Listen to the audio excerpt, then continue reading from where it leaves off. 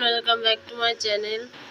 তো আজ প্রায় 7-8 দিন বাদে আমি তোমাদের সামনে ভিডিও নিয়ে হাজির হয়েছি।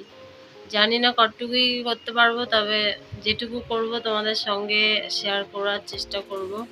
আমাকে দেখে বুঝতেই পারছো আমার হাল খারাপ। তো ভীষণই শরীর খারাপ হয়ে গিয়েছিল, আমি একদিনের জন্য হসপিটালে ভর্তিও হয়েছিলাম। তো আজ 7-8 দিন হয়ে গেছে আমি ভিডিও দিইনি, কিন্তু আজকে ভাবলাম যে দেখি যদি একটু কিছু করতে পারি।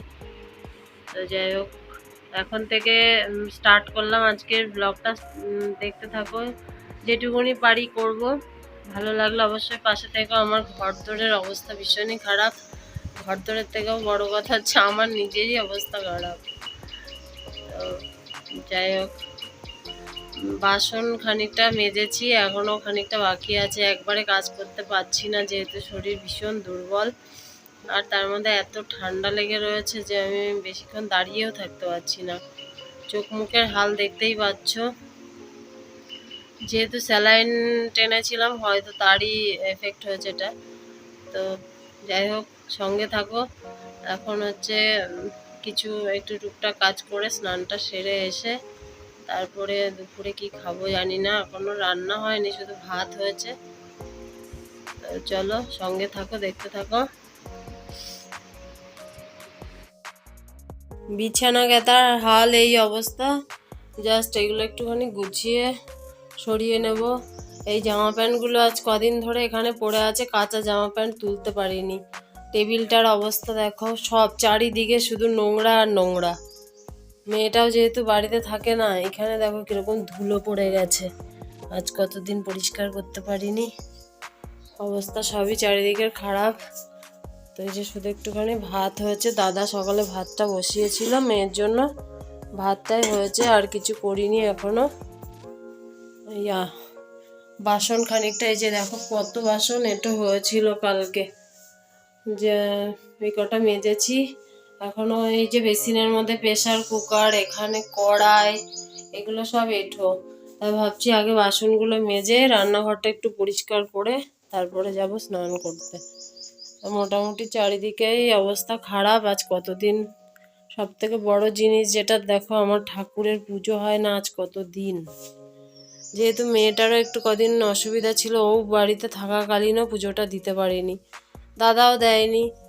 দেখি আজকেও হবে না মনে হয়, ওনার সোমবার কাজে গেছে। তো বিচ্ছিরি অবস্থা, ঠাকুরের সিংহাসনটা দেখলে আমার খারাপ লাগছে। তো যাই হোক, এখন থেকে সঙ্গে থাকো। রান্না করেছি একটুখানি, এই যে ডাল করেছি দাদার জন্য, আর এইটা হচ্ছে আমের একটু ঝোল করেছি। কিছু তো মুখে ভালো লাগছে না, ভাবলাম এটা দিয়ে যদি একটু ভাত খেতে ভালো লাগে, তাই জন্য করলাম। আর একটুখানি কালকের সেই পান্তা ভাত রয়েছে, জল দিয়ে রেখেছি, তাই জন্য হচ্ছে আলু ভাজা বসিয়েছি একটু দাদার জন্য। যদি উনি পান্তা ভাতটা খায় তাহলে আলু ভাজা দিয়ে খেয়ে নেবে, আর না খেলে ডাল আলু ভাজা দিয়ে ভাত খেয়ে নেবে। তাড়াতেই যাচ্ছি না, কাজ করবো কি করে বলো? এত শরীর দুর্বল লাগলে মানুষ পারে, কিন্তু এটুকুনি না করলে নয়। তাই যাই হোক, এটা হোক। আজ কদিন পর উঠোনটা ঝাড় দিলাম জানো, ভীষণ কষ্ট করে, তাও পরিষ্কার হয়নি, কোনো রকমে একটু দিয়েছি। জামাগুলো সব জল দিয়ে ধুয়ে দিলাম। এখন তো যা গরম পড়েছে, একটা জামা পরে তো আর সারাদিন কাটানো যায় না, দিনে 3-4টে করে জামা পাল্টাতে হচ্ছে। তাই ভীষণ রোদ্দুরও উঠেছে। সব হয়ে গেছে, স্নান টান হয়ে গেছে, শুয়েছিলাম খানিকক্ষণ। এইগুলো এখনো গোছানো হয়নি। এইবার ভাবছি ফ্যানটা চালিয়ে টুকটুক করে বসে এগুলো সব গুছাবো, গুছিয়ে বিছানাটা ঝেড়ে আমি একটু শোবো। আর পারছি না, কিন্তু আলু ভাজাটা না নামিয়ে শুতে পারছি না। এমনিতেই শরীর ভালো না, তার মধ্যে দেখো ঠোঁটে একটা জ্বর ঠসা বেরিয়েছে, এত ব্যথা করছে আমি মুখ খুলতে পারছি না। মানে চারিদিক দিয়ে একসঙ্গে আমার যখন হবে না, কোনো দিক আর বাদ রাখবে না। সেই স্টার্ট হয়েছিল হাতে পোড়া দিয়ে, আমি তখনই জানি যখনই আমার শরীর খারাপ হয় না, একের পর এক লেগেই থাকে, দিয়ে প্রায় 1 মাস ধরে আমি ভুগি। এটা আমার আগাগোড়ায়, মানে ছোটবেলা থেকেই। শরীর খুব একটা খারাপ মাঝে মধ্যে যে হয় তা না, কিন্তু যখন হবে তখন এরমভাবে একেবারে ছেকে ধরে। তো আজ কত দিন তোমাদের সঙ্গে আমি ব্লগ শেয়ার করিনি, কত দিন, প্রায় 7-8 দিনের বেশি হয়ে গেছে। তাই জন্য ভাবলাম আজকে যা পারি একটু করি।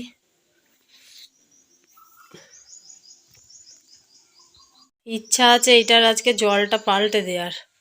আজ কদিন ধরে তো ওকেও কিছু করতে পারছি না, জলটা একটু ঘোলা হয়ে গেছে। আর দেখো গরমে জল কীরকম শুকিয়ে গেছে, এই পর্যন্ত জল ছিল, গরমে জল শুকিয়ে কোথায় নেমে এসছে। তারপরে এইটাতে এরকম সকালবেলা উঠে দেখি এই গাছটার গোড়ায় 1 ফোঁটা জল নেই। দাদা খেয়াল করেনি, আমি আবার 1 বোতল জল ভরে এনে জল দিলাম এটার মধ্যে। রোদে সব টেনে যাচ্ছে। দুপুরে খেয়ে দিয়ে একটু শুয়েছিলাম, তারপরে ঘুম থেকে উঠে ভাবলাম কি এত গরম লাগছে, জলটা পাল্টেই দিই। আর নোংরাও করেছে, আজ অনেক দিন হয়ে গেছে তো, পাথরগুলো সব কালো কালো হয়ে গেছে।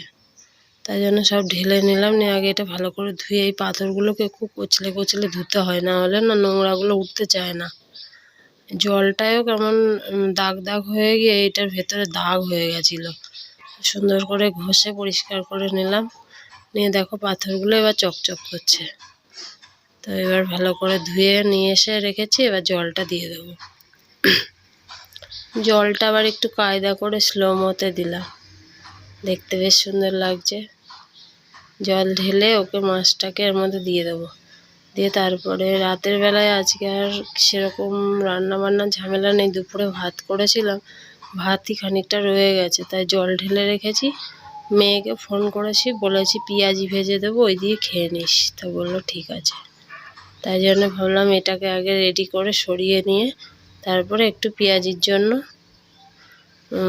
পেঁয়াজগুলো কেটে ওটা রেডি করে শুধু ভেজে নিলেই হয়ে যাবে খেতে দেওয়ার আগে। এখনই ভাজবো না। তো জলটা দিয়ে নিলাম, নিয়ে মাছটাকে এবার দিয়ে দেবো। পরিষ্কার করলে না 2 দিন খুব সুন্দর লাগে দেখতে, তারপরে আবার যেকে সেই এত ধুয়ে পারা যায় নাকি, তাই তারপরে ওটাকে দিয়ে সব কাজকর্ম সেরে একটুখানি শুয়েছিলাম। যেহেতু বেশিক্ষণ দাঁড়াতে পারছি না, একটু কাজ করলেই না হাঁপিয়ে উঠছি। তারপরে চলে এলাম এই যে পেঁয়াজি ভাজতে। কড়াইটা মনে হয় ভালো করে গরম হয়নি নাকি কে জানে, উঠতে চাইছিল না। তো যাই হোক, আজকের মতন কিন্তু ব্লগটাও আমি এখানেই শেষ করছি। যদি ভালো লাগে তাহলে একটা লাইক করে দিও।